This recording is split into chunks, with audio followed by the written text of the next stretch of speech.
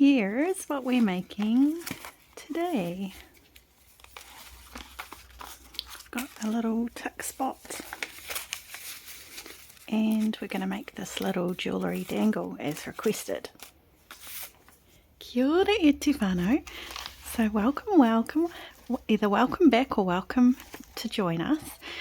This is like a free journal course where we'll be making this whole journal from beginning to end, from scratch, and the playlist of everything that we've made so far is on the end of this video and in the description, so you can jump in at any point. You can use your own stash.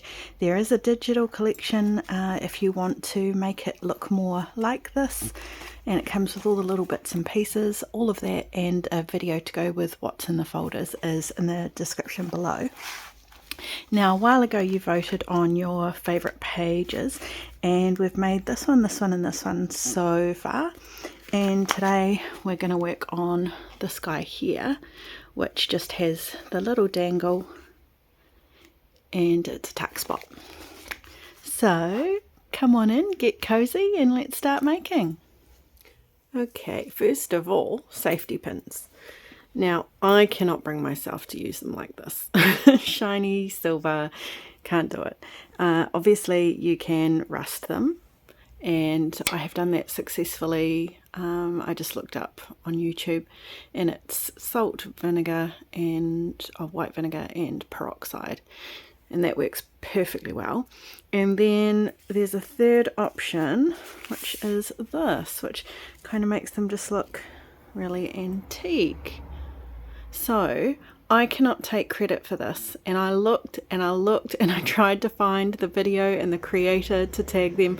So if by some chance you happen to watch this video, please comment down below that it was you. I was watching a video and you wanted to age paper clips, and I think you were talking to your son, and he mentioned to use Prima Blue, and it's for gun cleaning and stuff, I believe.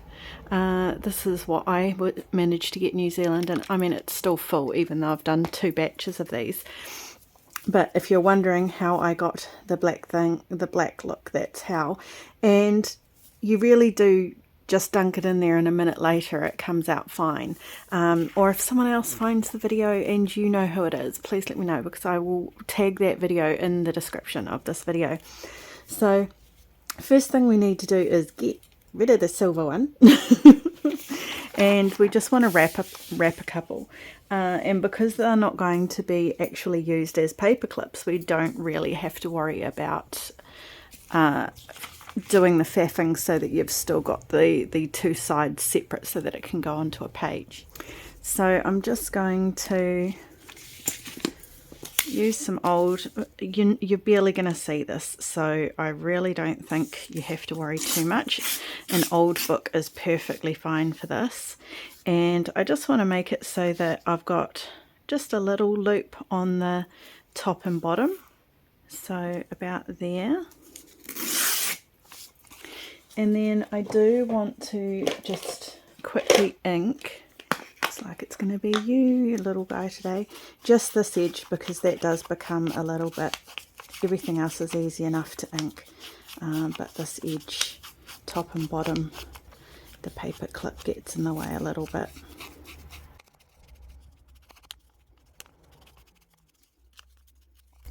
Okay, so then easy peasy.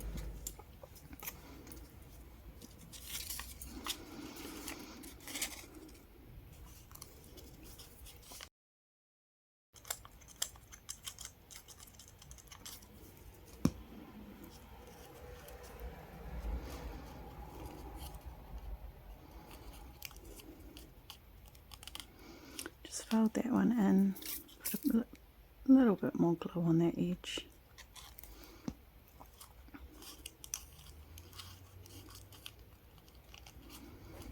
Fold that one in, and I like to squish them together, because if they're glued in the middle between this side and this side, it can't slide off.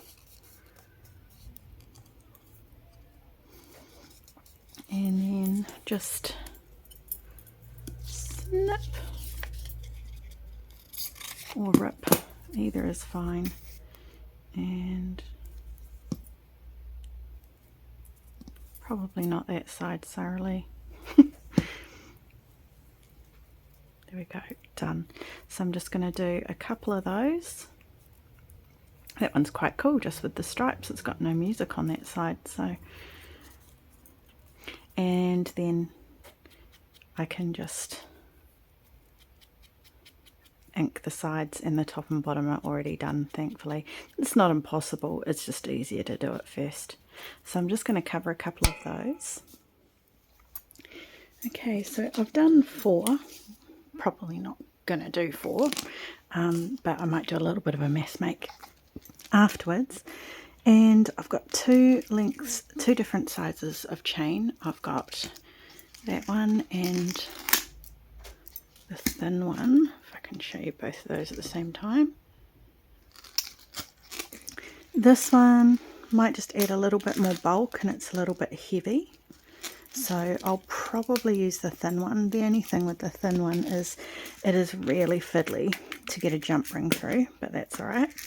I have this little set just of these antique coloured, different sized round beads, and I just had my neutral beads out, so I might actually use these ones. They're quite cool. So, and I have got out some, can't remember what these are called, the ones with a little flat head on them to stop the beads coming off. You know the ones I mean. And pliers, I have my wire cutters. I've got 2 pairs of pliers, just normal square nose ones, and I've got my long nose round ones. Now, are these going to be bulky? Well, yes, they will, but I guess they're not going to be much more bulky than these anyway, in terms of bulking out the journal. And you can always flick them out the side anyway so that they hang out the side. So I'm just going to have a look. I think I'll put a little one of these on the bottom. Yep, that'll do for me. That's quite cute. And then I just, with the round nose pliers, I choose my width that I want, and that I want the circle to end up being. Then I grab the very tip and I just keep moving my pliers around. So I'll just show you that again. I might have to do it a little bit smaller because it's quite a short one. So maybe I'll go about there, and it'll just end up rolling up back on itself and closing. And then if I'm a bit worried that it's not quite centered, I just grab my pliers and pull it back a little bit. So I'll just do one more of those. Running out of these size beads. I use them all the time, just off Temu, of course. So just pop those on there. Go to the width that you want your finished, and you can see that that just ends up rolling back on itself. Straighten it up slightly. So there we go, we've got our 2 beads. Now this is the fiddly part. So I need really little jump rings because I need them to fit through this chain. I'm not entirely sure why I've got like 3 ends. That's odd. So I'm just going to snip some. And I want to hang it so that they're at different lengths. So I don't want to find the exact middle, probably about there. I'm going to have to use a really small jump ring. Sorry if this is really hard to see. Now, I don't want to teach you how to suck eggs, but this took me a long time to figure out. So I find the cut in the jump ring and I put that at 12 o'clock, and then I put one on here and one on here, and I pull back. That makes it so much easier to put it back together the same way. I used to kind of pull them apart. Oh my goodness, my eyesight. This is fun.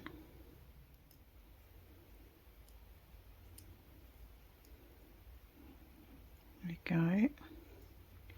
And then this one, we want to also go on here, so before we close it up, and then put it on that side and put them back together, and then they match nicely. And if I need to, I just do a little squeeze. There we go. And then I just need to do the same thing to put these on. So I'm just going to put a jump ring on the end of that guy, put that through just like I did this on either end. So I'll be back when I've done that.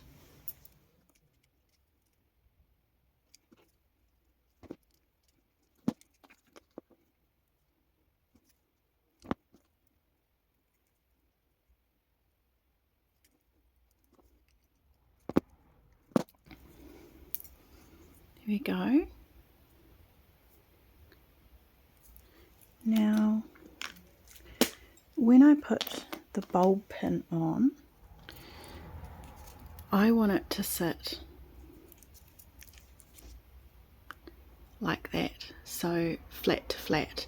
So I'm going to put another jump ring in between those two.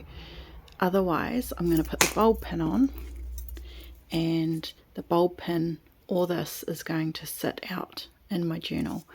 So again, I'm just going to get the smallest one that I can, because again, when I put that on, that's going to be upwards in the journal, as long as it can be anything smaller than those though. If you're not hanging them out the side of the journal, it would be the same width.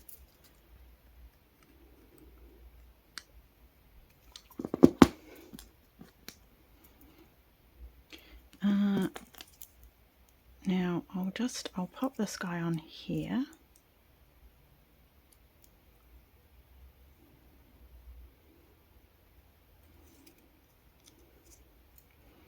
Hopefully he'll just behave himself for a second, because I want to put some little beads on this guy as well. And it just depends what manages to go past that little corner there. So I find you actually need quite a decent hole. Yeah, see how that won't go around the curve? So it's fine if it's sitting on this side, but we need something a little bit bigger.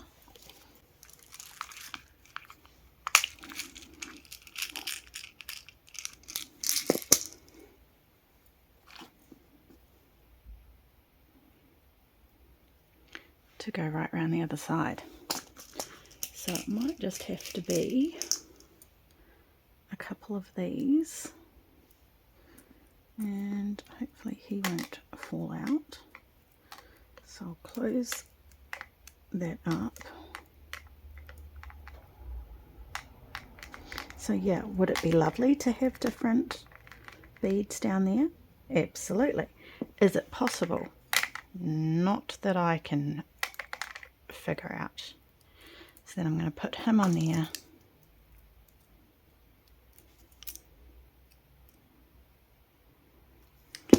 And close him up. And then him be able to sit flat rather than that way. Okay, so that's what we've got so far. Easy peasy, right? And then all we need is to decorate. So I will just quickly grab some things like what I put on the first one. Put it on white so it's a little bit easier for you to see. So there's no reason, I'll give you some options, why you can't just use a bit of a tea dyed or coffee dyed calico. You could always put that on there. I like though to see through it, so I usually go for a little bit of muslin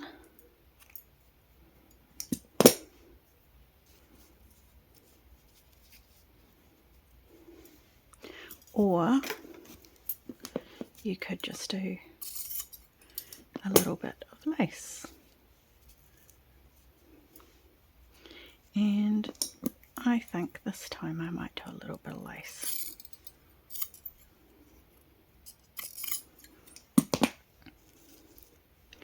That one's just got a seam in it, so it's going to make my life difficult. And then a little label, so nothing too big, but it could be something like that. Something like one of these little guys. Let's get a few out more, see what we think.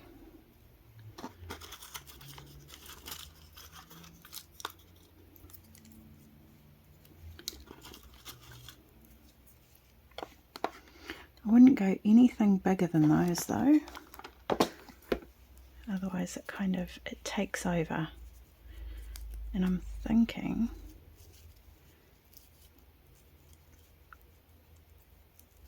maybe just something like him for this one. And then hopefully, doesn't have to be, but if you've got glossy accents, little charms, or see, I feel like that's not too bad, but I do feel like needs to be a smaller one. So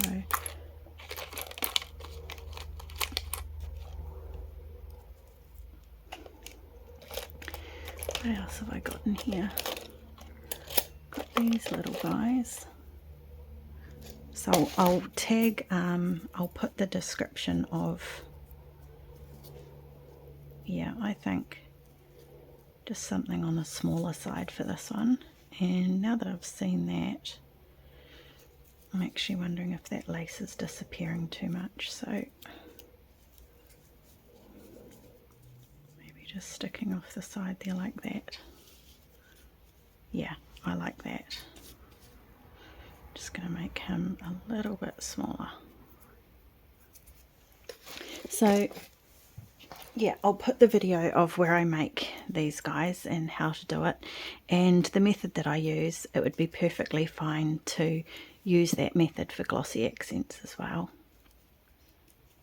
It might be a little photo that you have glossy accented. I kind of want that guy hanging off the edge a bit, and these are resined, so there we go. There is our little charm.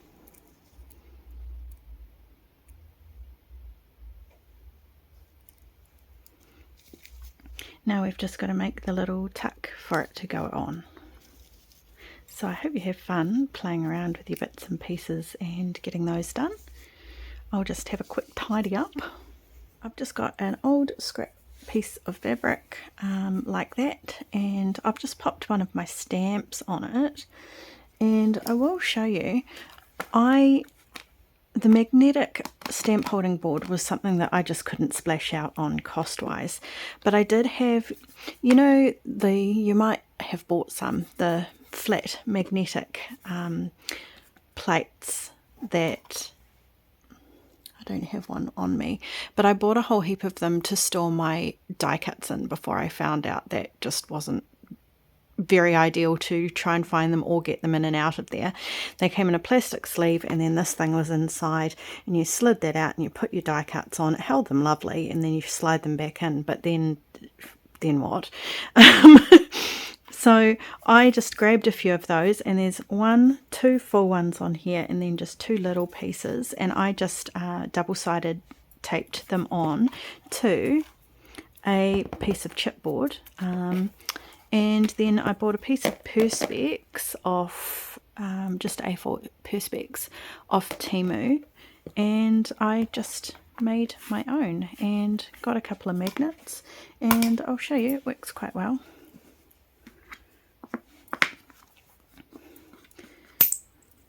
And if you do want to see me or get a bit more information on that, and then, yeah, the stamp just goes on there.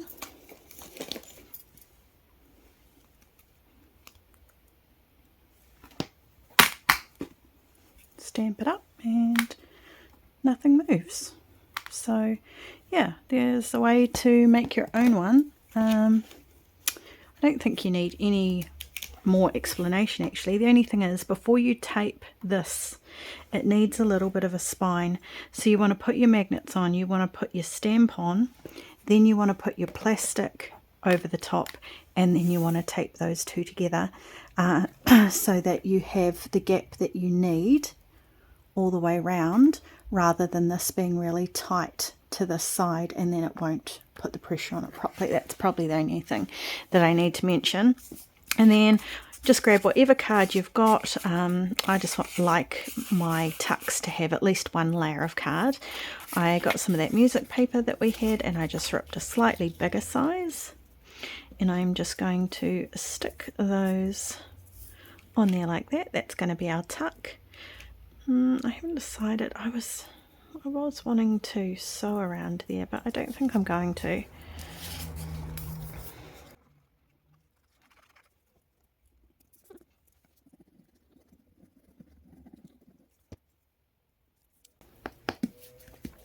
Now, before that glue dries,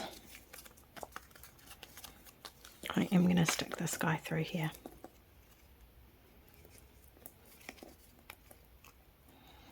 And then hopefully, when it does dry, it will also help glue that fabric down around where I've put the pin in.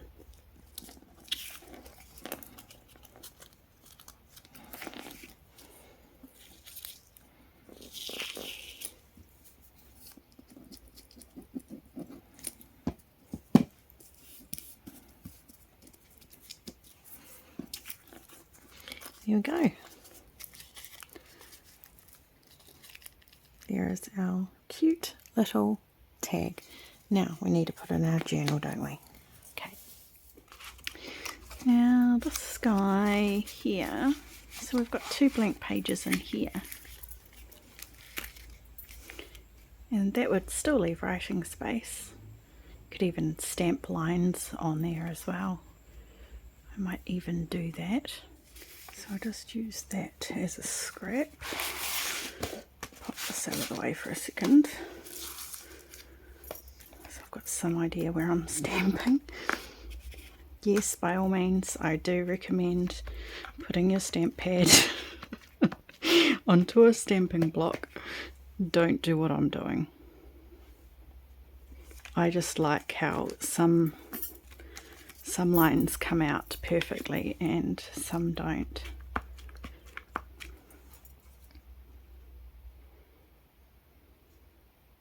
Because I only want light lines.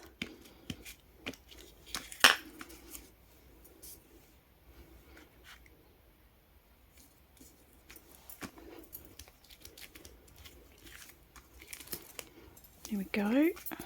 That'll give us something to write on. And then the last thing we have to do is just put some glue on the corner so that we can use it as a tuck spot.